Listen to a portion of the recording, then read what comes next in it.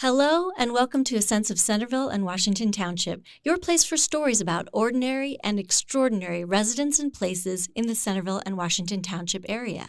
I'm Susan from Centerville-Washington History, and I look forward to hearing your story. Today, my guest is Steve Huff.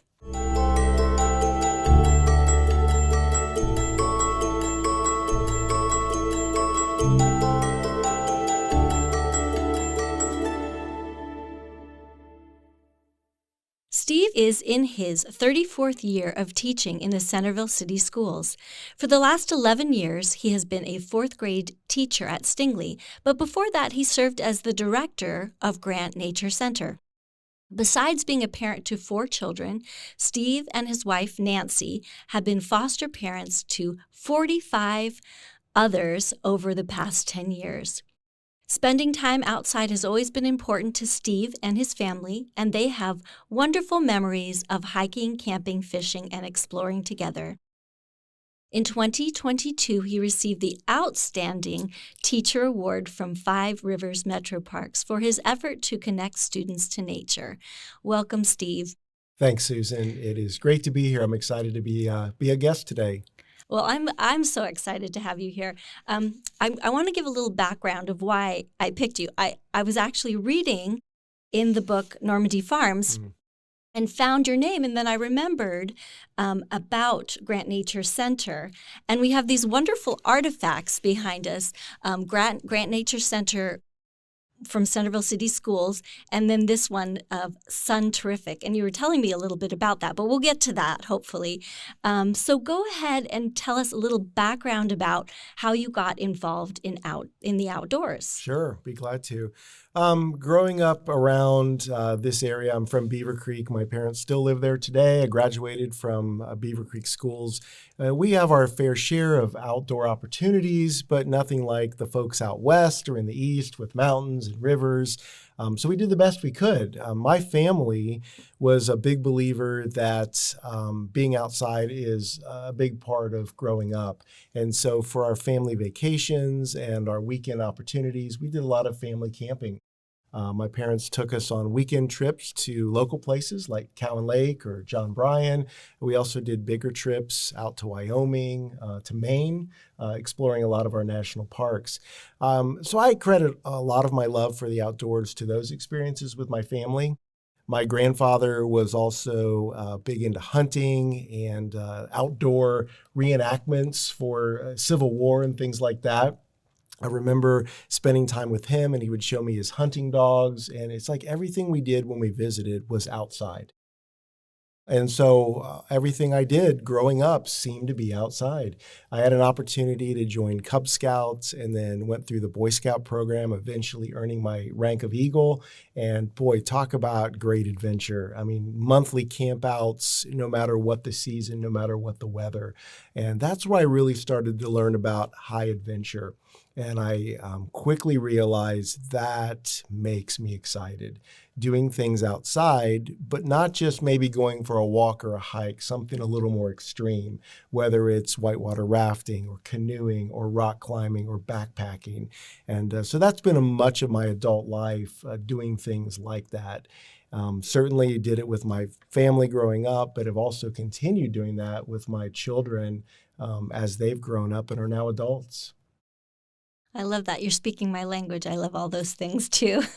So let's talk a little bit about Grant Nature Center, how you became involved with that, how you came to choose what you wanted to do in life, and then how you came to the Centerville area for. Boy, that takes me back, Susan. I can remember vividly being in the car with my mom and dad. I was a junior in high school, and they asked me that question. So what do you want to do? What do you want to be when you grow up? And I'd been thinking about it. It was a conversation that we'd had multiple times before.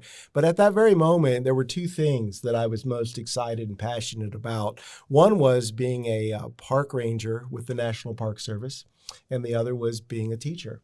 I grew up in a family of educators. My mom was a middle school secretary. My dad was an elementary school principal. So I kind of knew that. But the aspect of being a park ranger intrigued me. So they said, well, why don't you find some people and talk to and see what that life would be like? And so we sought out a couple of people that were in the Park Service or studying to be park rangers. And that conversation helped me realize that being a teacher would kind of be a more stable path. Being a park ranger, at least at that time, meant you'd be moving around a lot. Your jobs were more year by year, dictated by the seasons. So I chose education and have loved every minute of it. And I was fortunate enough to be hired with Centerville City Schools. And my time as a fifth grade teacher for those first 10 years, I discovered that our own school district had this amazing program where students get to go and visit for a day at the Grant Nature Center located in Grant Park. And I thought, wow, that is amazing. I remember my own experiences in elementary. We got to go to a place called Glen Helen as a sixth grader and spent the night. Although the Grant Nature Center experience wasn't overnight, it did really meet a need that I believe is so important with elementary students. So for the first 10 years of my working in Centerville, I would take my fifth graders down at Grant Nature Center and participate in all the amazing activities, and just loved it. And then I found out that the director at that time, Mr. Ed Kramer, was thinking about retiring. And I thought, ooh, this could be a great opportunity to kind of go back and combine my love of teaching with the love of outdoors, like that park ranger kind of thing. So the best of both worlds. Fantastic. And actually, this was before you, but originally it was the Grant Science Life Centers. That's what it was called before you came on. There was overnight camping or overnight experiences, but it was a pretty volatile, challenge getting funding for it. So it wasn't a linear path. It was a lot of ups and downs. And by the time you got in there, there wasn't an overnight experience. That's right. Although because I was kind of handed the baton from Ed, he was able to relay to me many of those early stories because he had been the director since 1972. The center opened in 1965, I believe, and it had a couple of directors those early years. And you're right, it was kind of an amazing, unique opportunity for this area in Ohio. There weren't many places like this. And at that time, people really thought, getting back to nature and education was so important that it was a unique opportunity. But the overnight experience was fraught with challenges. Mm-hmm. You put a bunch of middle school kids in a cabin overnight. Things can happen. And he told stories about, it's difficult to get overnight chaperones.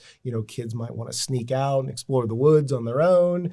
And then, of course, funding is always the biggest issue. So by the time I took over in 2000, the nighttime program had gone away, and it was a day-only program. Right, and liability. I'm sure it was as society changes, you have to protect more, and that's a good thing. Okay, so we want to talk a little bit about some of the people you worked with that maybe had focus on getting this education center up and running. So Ed Kramer and Mary Rose Back, is that right? That's right. Okay. That's right. Mm-hmm. But even before them, it really started with Hadley Watts. Who that's right. I never had a chance to meet him, but in fact, I was just talking with someone who knew him. Mm-hmm. And his vision, he must have been a historian as well, because his vision was to save the old hog and sheep barns from Mr. Grant's farm, which then were moved to Normandy School when it was being built prior to 1965. And those buildings served as the home base, if you will, the nature center down the hill from the school for all of those years.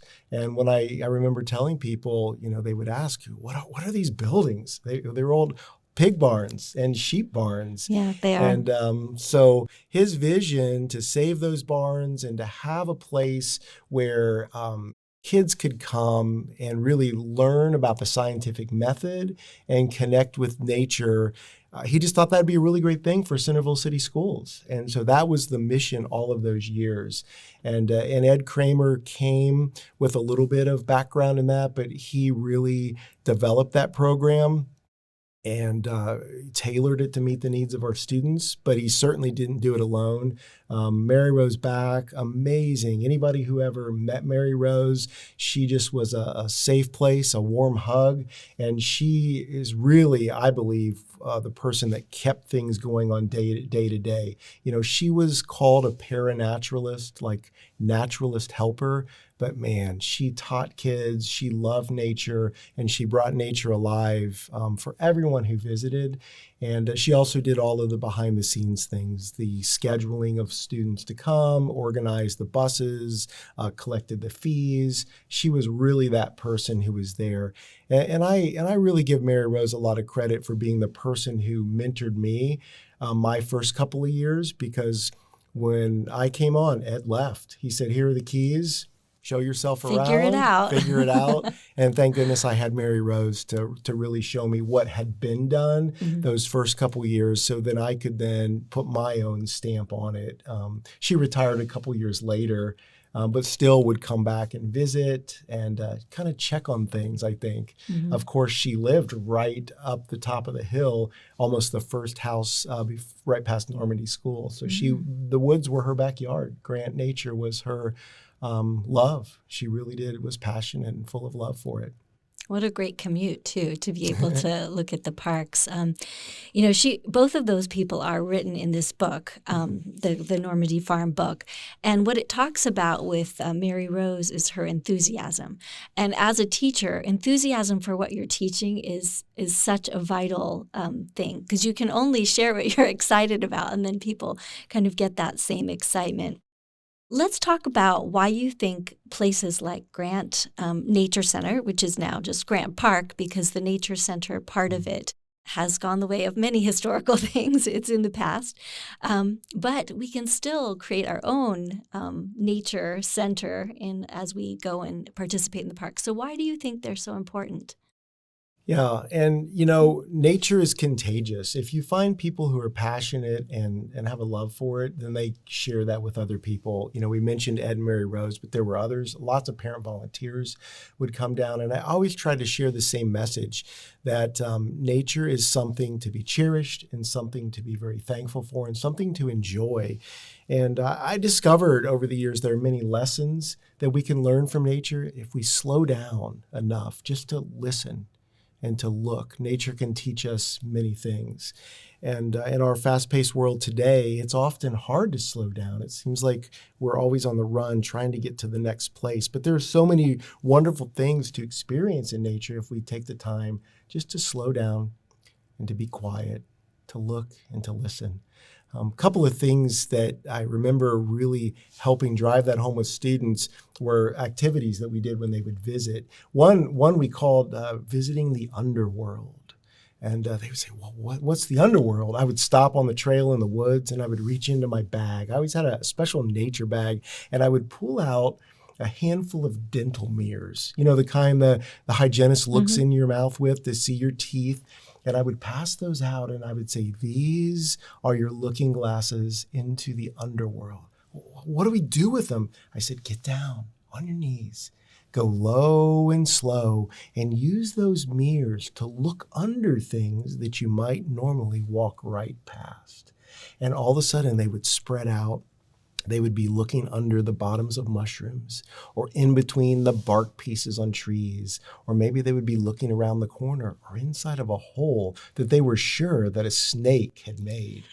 But of course, I had to tell them or ask them the question, well, how would a snake dig a hole? A snake doesn't have any claws. Is he gonna bite the dirt and spit it out? And they bite, no. So we realized that a lot of holes that we think are snake holes were probably made by something else. So the underworld was great. Another one that really caused us to slow down was one I called, "Let's go on a color walk." A color walk. What's a color walk? Well, I went to Sherwin-Williams, the paint store, where they have all the paint samples, right? The paint chips, and I'd cut them all apart, right? So there's these little squares of all of these colors, because you can paint a wall just about anything, right? Any shade of green, any shade of blue, but we don't think of those colors necessarily as being found in nature. We think of greens and browns, maybe a light green or a dark green. And I would pass out those color chips and I would say, now go and try to find your color in nature. And they would hold them up to the trees or the rocks or the roots. And would you believe they would find every color somewhere in the woods that I'd passed out? But it takes a person willing to slow down, to get off their normal hurried pace, and to look and to listen. So those were a couple of great things that really stuck out to me as being, wow, this does work. And it does matter, because if we are teachers in the classroom, we want our students to slow down and be careful about what they read and to be careful when they work a math problem, right? But the natural tendency is to get through it as quick as we can, just to say, I'm finished. We often reward the first finished. Mm-hmm. And so I would teach the students at the Nature Center, let's go on a slow walk, see who can be the last to finish. So even today, I still, whenever I walk in the woods, I remember those lessons that I learned in my early years, and I try to share those with those that are with me. Slow down, go low and slow. Let's look and listen and see what we can learn together. I absolutely love that. I know being outside is definitely a therapy for me. So thanks for sharing that. I'm just going to take a little pause and head back to this sign here, because you told me what scientific means, because to me, that's not really a word. So how did that come about? So my understanding is when the buildings were moved from Mr. Grant's farm to the Grant Life Science Center, they were used, and over time they needed some refreshing, needed some updating.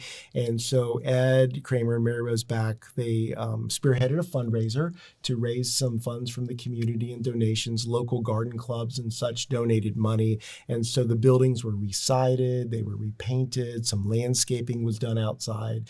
And then they got the idea to name the buildings. Let's give each building, and there were 4 of them, its own special name, so we could refer to them. I'll meet you in the Evergreen, or hey, let's gather outside of the Pine building.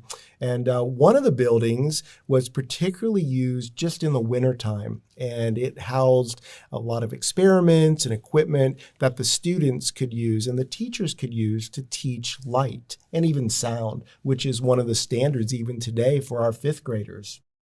And that building had a laser inside, and it had a number of things you could use to simulate light waves and sound waves.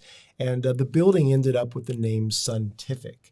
My understanding is there was a contest or some kind of a community, what could we name these buildings? And teachers and students put in their ideas. And then Ed and Mary Rose and perhaps a committee of students picked the names and then assigned them to the buildings. So sun coming from, the sun that powers our earth, and tific from the word scientific, because everything that was happening in there was around light, and it was scientific. Mm-hmm. I love that. It must have been a lot of fun. I know my older kids had opportunities to go and experience. We can talk about Journey to the Heart of Nature now, or we can go back to talk about your experience educating students and how you've continued that mission in the classroom. Yeah, one more quick story, and I didn't expect this one. And sometimes you just learn by seeing patterns and things happen. One of my first big aha moments when I was the director at the Nature Center was after the first couple of years, I noticed there was a common occurrence when teachers who were visiting would bring their classroom from the bus, Normandy parking lot, down the hill where they were greeted by the sign, "Welcome to the Grant Nature Center."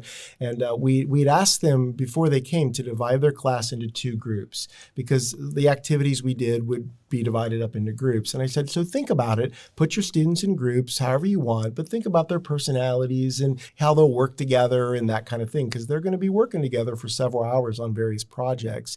And the teachers would come down the hill and we'd say hi, and I'd say, hello, class, welcome to the Great Nature Center. And they would hand me their class list. And I would, kind of fold it and put it in my pocket because we'd have to, divide them into groups in a little bit. And often the teacher would say, no, wait, before you put that away, take a look, you'll see their names. And I put some stars there. And I'd say, well, what are those stars or what are those asterisks? And they would say, well, those are the kids that'll probably cause trouble for you today because they caused me trouble in the classroom. And I said, oh, okay, well, I'll watch out for them. But an amazing thing happened is that oftentimes those were the students who caused no trouble.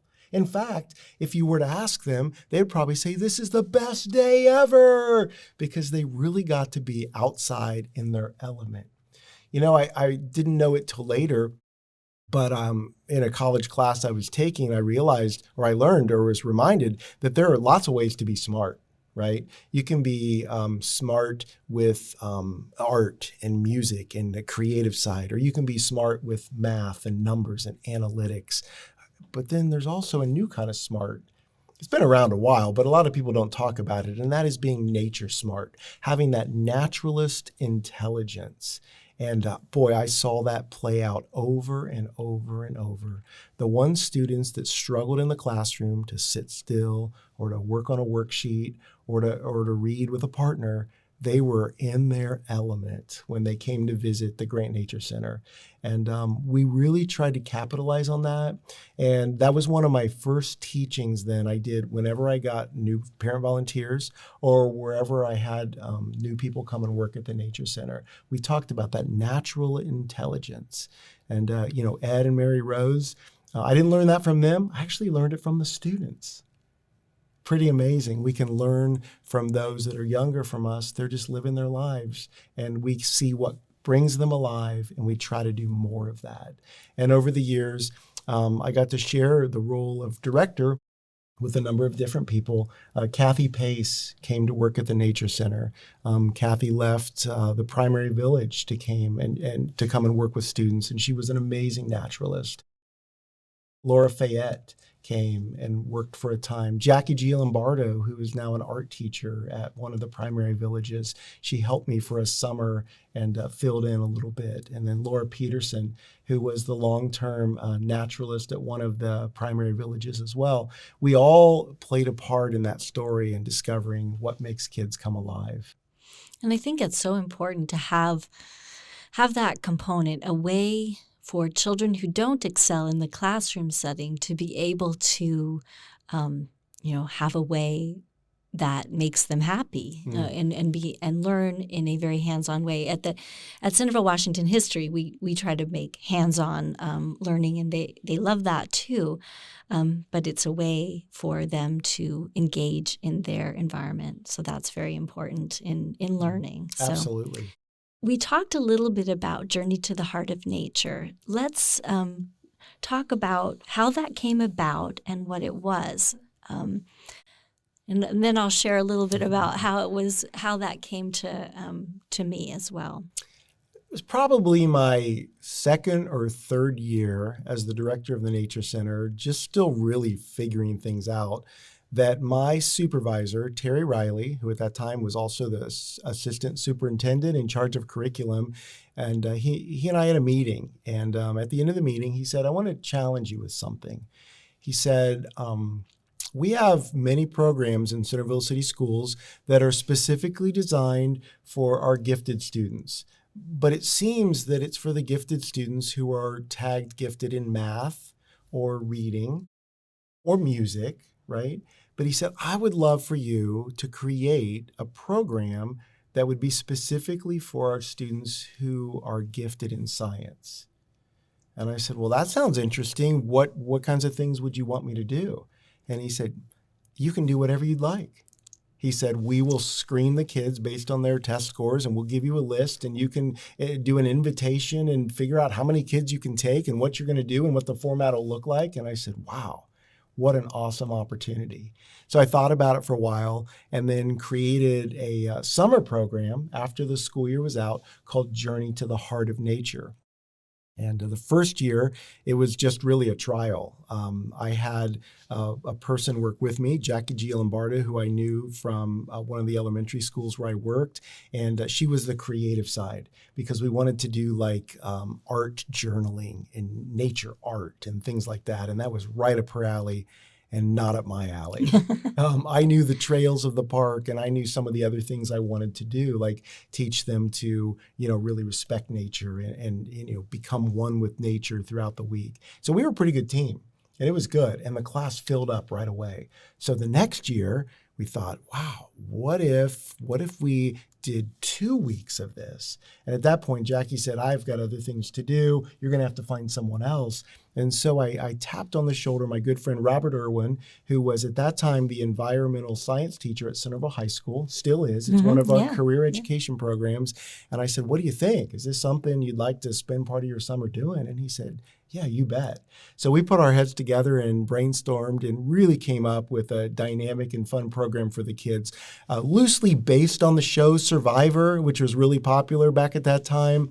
We would take 18 students each week and we would divide them up into 3 tribes by picking colored stones, and they'd have to create a flag and a tribe name. And then throughout the week, we just put them through all sorts of challenges, like how to tie knots and build a structure that could support your whole team's weight for 5 minutes. We taught them how to make fire with flint and steel and how to boil water. And we had a timed competition. We borrowed some archery equipment from the Ohio Department of Natural Resources, and we set up targets, and we shot archery right there behind the Nature Center. We introduced geocaching to them, and they had to use electronic GPS to go find clues throughout the park, which had pieces of different challenges. Just an amazing, amazing opportunity. And we would end the week with an overnight campout. And they would come and set up tents. Their parents would say goodbye. We had s'mores over the fire, told stories, went on a night hike, called in the owls and listened to the night sounds. And then the next morning, we'd have a big breakfast and then say, see you later. And do it again the next week with 18 new students. And once we really got rolling and realized there was such a need and a desire for this, we ended up doing 3 weeks every summer. I swear we could have done 5 or 6, but we needed a break too to spend with our family. Yeah, for sure. But even although it was really fun, one of the most special parts, I think, was a part of the week and a part of each day called Visit Your Special Spot. And on the first day, after lunch, we would take all 18 students in a line out into the woods along the trails of Grant Park, and we would stop. And the first student, we'd say, okay, here is your entrance to your special spot. Now go and find it. And they would look at us like, what? We want you to go off by yourself, off the trail, as far as you're comfortable. Find a rock, find a log, find a comfortable place and sit down and just look around. And we would do that to the next student and the next student. And they felt all alone. Now, truly, they probably weren't more than 25 or 30 yards away from the previous student, but we would alternate sides of the trail so they felt alone. And we promised we'd come back and get them. And so by the time we dropped off the last student, Robert Irwin and I, we would run around and start to pick up the first one. It'd been about a half an hour that first day. And some of them came out with big smiles. Some of them were a little bit nervous. They'd never been left alone outside in the woods for a half an hour. And we would do that each day. And each day there was a different focus. One day it was draw a map of your area. One time it was to go and feel the textures in the area, the rocks and the trees, pick up some soil. Another day it was about smelling. Another day it was just about connecting with your spot and ask your spot some questions. Talk to your spot. And they kept a journal. In fact, I brought with me one of my old journals all the way back. I looked at the date from 2006. Journey to the Heart of Nature right here. They all had a journal, a special journal on waterproof paper, and they carried their own nature bag that we loaned them with binoculars and some toilet paper just in case, some snacks. And they would go to their special spot. And by the end of the week on that Friday, our last full day, they were in their spot for almost 2 hours. Wow. And some did not want to leave. And all of them at the end, that was one of their favorite memories, their special spot. Yeah. So you mentioned that, as a parent, your kid's going through this, all you know is you're picking them up and they're happy and they love it. But I was sharing with you as we talked on the phone how my daughter, two of my kids participated in this. And my daughter, when she got married, she wanted to show her future husband where her place was. She remembered it so many years later, and it was still a place of significance to her because, it probably was the first time that she experienced nature like that. And we were a camping family, but it's just different, picking the spot and having that quiet time. So thank you for, explaining what happened during those times where you drop your kids off and not necessarily sure what's going on, but Which in itself is an amazing thing that parents would put that much trust in us to spend an entire week, all day and then overnight at the end, with their kids, giving them these opportunities. And the sixth and seventh graders that came to Journey Camp, they were just primed. That time in their life when they're learning so much about themselves and they were willing to take a risk. And it was just amazing. It was truly, as I think back to my 13 years there, capstone experience for me. I was very, very lucky to have the position as part of Centerville City Schools, to be the director, really a teacher at the Nature Center, but to be able to develop this program, Journey to the Heart of Nature, still to this day just makes me feel proud and excited for what the students were able to accomplish. Yeah, and they're probably, they're definitely better for having had that experience. We're going to shift gears a little bit, and we can always come back to anything that we don't get to, but I want to talk a little bit about foster care and how you became involved in that and, what that's looked like for you and your family. Sure. It really came about while we were on a camping trip. Believe it or not, my family, we like I said, we love to camp, and we were at a camping weekend, and my wife Nancy got a phone call from someone we knew that heard about a child that needed a home. And this particular child had Down syndrome, which was always a passion of ours. And we immediately said, well, we'll take her. We'll do it. And we didn't know there were rules to these kinds of things. You can't just raise your hand and say, we'll take a child. And so that quickly was explained to us. So we decided, so that we're ready the next time this opportunity presents itself, let's go through the process and become a licensed foster home. We decided to get licensed through Montgomery County. There are also private agencies, which are amazing, and they have their own training programs and rules. But we chose the county, and you had to go to class about 40 hours at that time and learn all about what it means to be a foster family, your roles and responsibilities. And you learned about not all children will be easy to care for while they're in your home. Many times the children have trauma or other things that have happened in their lives that are causing significant behaviors. There might be medical needs along the way. But of course, as a parent, a foster parent, you can kind of pick and choose your age range that you're comfortable with, what kinds of needs you might be okay with, what kinds of things you're not interested in. It might be too much. My family, we chose to try to preserve our birth order. In other words, not to have a child that's older than our youngest child. And our youngest child at that time was probably 8. And so that kind of kept us in the, early age. And my wife, Nancy, absolutely loves babies. She would describe herself as having a baby addiction. We had 4 of our own, and she would have loved probably to have many, many more. But at some point, you have to say enough's enough. And so this really met a need over the last 10 years to have all of these children, come into our homes. And so we had pretty great luck in keeping that birth order. There were a couple times we broke that rule for very significant reasons, very specific emergency needs. But we did have a teenager who was in our home for a while. She was actually the same age as our oldest. And she was in our home, and she finished high school and graduated from Centerville at the same time as our oldest daughter. Wow. So that was pretty amazing. And, this young lady was the first one in her family in many generations to graduate from high school. And so we celebrated in a big way. We were her family at that ceremony. Pretty amazing to be a part of that. Foster care, I believe, has been really great for our family.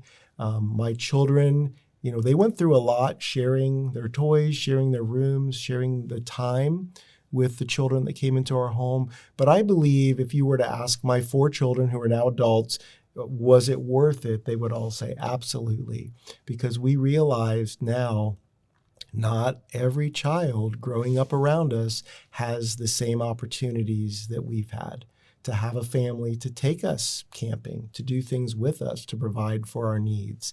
And we also tried not just to care for the child that was placed in our home, but we really wanted to build a relationship with that child's parent or parents, because many times we only know what we know.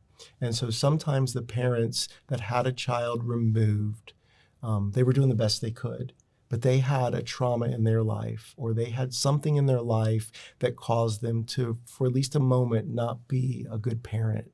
And we really believe they deserve another chance. And so our job was to care for their child while they're getting well, while they're getting educated, while they're getting stable or back on their feet. We want to give that child back. And so we made that very clear from the very get-go, that we're going to love your child the best that we can and keep them safe until you're ready to get them back. And we're still invited to birthday parties and special events of our previous foster children's parents. In fact, we just attended the birth of one of the moms who had another baby. We had one of her other children, but she got them back, and she just had another baby. And she called my wife as one of the first people to come and visit her in the hospital. We just got to celebrate with one of the moms that previously had her children taken away, but she just got an amazing job to be a peer mentor, helping other people who have gone through or are going through challenges in their life with substance abuse and addiction. And she said, I am ready. This is my dream job, to now help other people and teach them what I learned. Wow. Yeah. That's amazing. I think, I grew up with foster siblings as well. And, I really admire, that you recognize and have that compassionate approach to, people who are in difficult situations that don't know how to raise, because they weren't raised with compassion and understanding. So nature was a big part of it, though, too, because as children came into our home, we kept doing what our family did. And our family went outside. We played outside. We ate outside. We went camping outside. I'll never forget 2 elementary sisters that came into our home right before spring break one year. And it was kind of an unexpected thing. They needed a home, and we said, sure. And we had already planned a family backpacking trip to the Smoky Mountains. And we said, guess what, girls? You're going with us. Well, they had never been on a hike. They certainly had never camped out overnight. So we had some friends quickly gather and get us some backpacks in their size and sleeping bags, and we threw in some extra food, and we took off to the Smoky Mountains and slept for 2 nights up on the Appalachian Trail in the shelters. And, they go back to their own lives, and they kind of complained along the way, but I know seeds were planted, and maybe those will blossom and grow in the future. yeah, and outdoors can definitely be therapy to help, those struggles that people have in their life. Would you tell your apiary story? Do you mind going back to that? Because there was a little apiary at Grant Nature, and I'd love to tell about how you became involved in caring for bees. Absolutely. I grew so much as a person and as a naturalist over the years there. I would always on the trail help to break down the fears that people have. And oftentimes when kids would come to the nature center, they were scared or frightened of various things that they find in nature, like, snakes, bats, bees, spiders, right? All of those big things. And so I would create some sayings along the way, nature is our friend. Bats and bees and are not bad. they're actually created for a purpose. And sometimes we just need to discover what that purpose is. So let's not try to smash them and kill them and get rid of them. Snakes are okay too. And so I tried to share that. So I really wanted to live it out. So when I got down to the Nature Center, right when you walked in the door of the main building, just inside the door, there was another door to like a cabinet you would open. Imagine that. And behind the cabinet door, there was glass. And at one time, there was an active beehive, an observation beehive there that Ed Kramer had put in over the years. But at the very time when I got down there, it was no longer operational. So you'd open it and it was full of cobwebs and the wax was all deteriorated. It looked really scary and nasty. So every time students would come in the building, my first year, they would open that and say, "Ooh, what's this?" That's beehive. Close it. Whoa, what's this? I mean, day after day. And I said, all right, I need to either get this thing back and working and functioning, or I just need to get it out of here because it is a daily source of questions. So as a good naturalist, if I don't know something, I wanted to seek out and learn what I could. And so I asked around and found that in the Centerville-Washington Township area, we had a local beekeeper. In fact, there are several clubs of people that keep bees. But the one I found was a gentleman by the name of Mark Merrill, who to this day owns Merrill Plumbing, but he also loves bees. And he actually, in a workshop down toward Waynesville, had all the parts that I needed to get that beehive back up and running and functioning. He even served as my mentor in the beginning, showing me how to build the frames and how to order bees that were purchased by the pound. You buy bees by the pound. And so he ordered some bees for me and helped me install those bees in the hive and helped me those first few years. And we got it going. And the kids, a much better sight to open that door and see bees crawling around than just a bunch of cobwebs. But I didn't stop there. I wanted to really learn about the bees. So my wife and I decided, well, let's get a beehive at our house. And so we set one up and went through all the steps, and I read about it and studied it the best I could. And I put my bees in, usually around, this time of year, March, April timeframe, beginning of spring. And so one day I put the bees in. And I'm supposed to wait 3 days, according to all of my research, before you open the lid to see how they're doing. Well, I was a little bit impatient, and it had only been 1 or maybe 2 days. We had been out for the evening and came back, and it was not quite dusk. My family's going back in the house, and I said, "Oh, I'll be in a minute. Let me just check on the bees." So I was just wearing regular clothes, not the bee suit, not the helmet, not the face protection. I just wanted to take a quick peek. And so as I approached the hive, I watched and I listened. Everything seemed fine. And I cracked that lid open to look inside. Well, you would have thought I set off an alarm because the bees poured out of the bottom onto me. They're swarming around my head. I had short sleeves on. They're swimming or flying up my sleeves. I got probably a couple of dozen stings before I could shut that and get away fast enough. And I thought to myself, that was not a good move. What a rookie mistake. And I, wiped the sweat off my brow, went inside, told my wife what had happened. She said, "Well, just sit down. I'm finishing things up and let me know if you're feeling all right." About an hour went by and I was feeling okay. And then the itching started. I started just itching all over my body, and I looked and I had welts forming and hives. I felt my throat starting to swell up, and I said, you better call 911. So she called and the squad came and they took my blood pressure. My heart was racing. They took me to the hospital, and it turns out I was allergic to bees. They asked me in the ER, "What happened? How'd you get so many bee stings?" And I said, "Well, I'm a beekeeper, and I just started this new hobby." And they looked at me and said, "Well, you might want to think about a different hobby because you're allergic. So you can either quit the bees or you can go see an allergist and go about, getting yourself immune to the bee stings." And so that's what I decided to do. And so for about 3 years, I took regular bee venom injections so that I would be immune to the venom of bees and no longer have a problem. I carried an EpiPen for a lot of years, but boy, those bees taught me so many lessons about patience, about being aware. And it wasn't until later did I realize the couple mistakes I made. Number one, I approached too late in the day. It was right about dusk when all the bees are home. You're supposed to only crack that lid and look inside in the middle of the day when it's sunny and they're all out and about foraging. And the other thing is, it was right before a rainstorm. So the barometric pressure had changed, and the bees sense that. Things in nature, they know what's going on. Oftentimes we miss it because we're on our devices or we're in climate-controlled areas. We don't pay attention to all of the signs and signals that are all around us. So I learned from the bees that year. I kept bees for many, many more years. I had as many as 6 hives at one time. I've taught other people to keep bees. Centerville-Washington Park District also has an apiary, and we're trying to continue the message that bees are okay. Bees and bats are not bad. They're our friends. For sure. I love it when I see some bats in my backyard because they're eating the bugs. It's fantastic.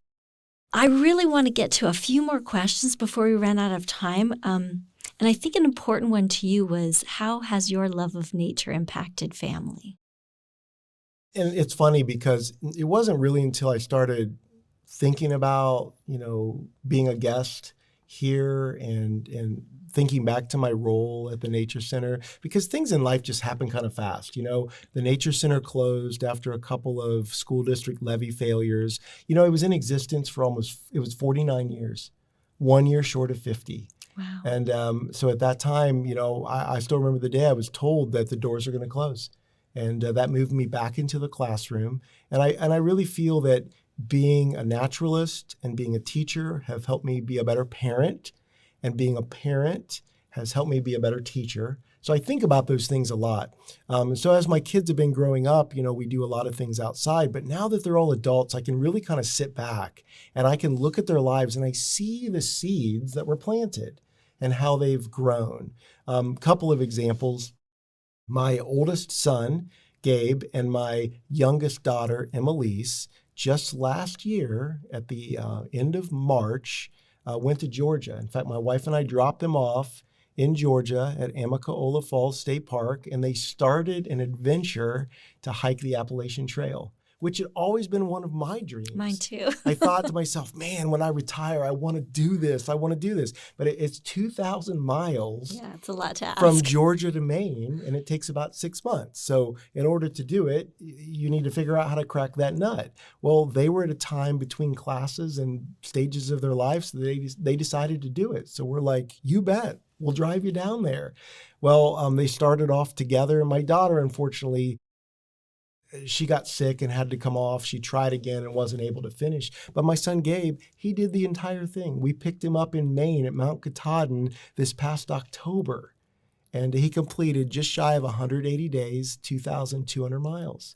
And I reflect a lot about that experience, and I've talked to him about it. And he said, well, you taught us to hike and camp. It only made sense. I said, well, weren't you worried? Weren't you scared? He said, no, it's just like we had done our whole lives. In fact, my son was able to help people along the trail overcome some of their fears, because believe it or not, many people start that journey with no outdoor experience, no camping experience. Yeah. So that's one example. Another one that just blows me away how connected we are. When I was working at the Nature Center early on, I was trying to consume every piece of material I could, reading books about how to interpret, what tree this is and what flower this is and how to identify, this snake from that snake, because the kids always want to know, right? And so one of my early mentors was not somebody who actually worked at the Nature Center, but she actually worked for a couple of park districts. I met her when I was helping a friend in Mason. She was leading a night hike, and later I found out she was actually the part-time naturalist at the Centerville-Washington Park District, Kendra Scheid. And Kendra and I became friends, ended up going sailing with her husband, and we did things together. She taught me so much about nature because that was her profession. And I learned from her, and I would take copious notes and ask her questions. And later on, she moved from the Centerville-Washington Park District to the Bellbrook Sugar Creek office. That was where she lived, in Sugar Creek, and she became the naturalist there. And I knew that, but it wasn't until my daughter graduated from college with a science degree And she was looking for her first job, and the position of the naturalist for the Bellbrook Sugar Creek Park District came open. And she applied and got that job. And she was handed the keys from the office to the nature office from my mentor, Kendra Scheid, to my daughter, Gracie Monroy. Incredible. And I got to go to Kendra's retirement ceremony and party and celebrate it and just talk about what an amazing adventure has been. But my daughter would say the same thing as my son. Well, Dad, you just took us outside all the time. And that's where she learned, I believe, her love of nature. And then just yesterday, my son, Gabe, is looking for a new job before he goes on to his next adventure. And he just found out that he was hired at the YMCA Camp Kern to be on their outdoor education staff. So starting next week, he'll be leading elementary students, middle school students on the trails of Camp Kern, talking about trees, talking about bugs and bees and snakes and spiders, and inspiring them, hopefully, to find their love of nature as well. It's in his blood, and it's in your kid's blood. I'd love to go back to Stingley. We just have a few minutes, because that's where you're teaching nature. How does that incorporate into the classroom, and how the project, the Meadow Project, came about?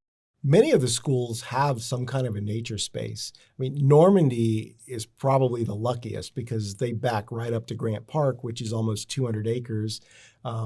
Stingley, where I currently work, we're kind of landlocked. There's not much around there, and there were really no nature spaces. So we had talked about for years, creating something to give the students an opportunity to go outside and explore.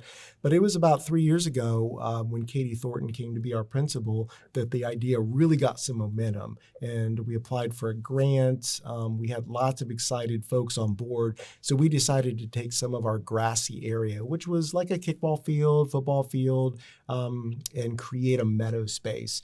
And our administration for the schools and the maintenance staff, they got behind it. We partnered with the Centerville Park District.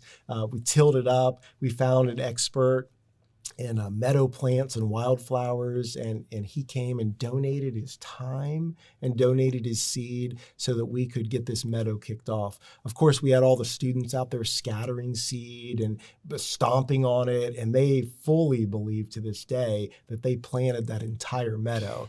They don't know that we actually hired a pro to come in and slice seed in those seeds as well, but it's great, that excitement. And it all started because we saw a story in the newspaper and online that the monarch butterflies were losing their habitat. And in their migration to go down south, they were having trouble finding resting places along the way. And we said to the students, what could we do? Is there any way we could help?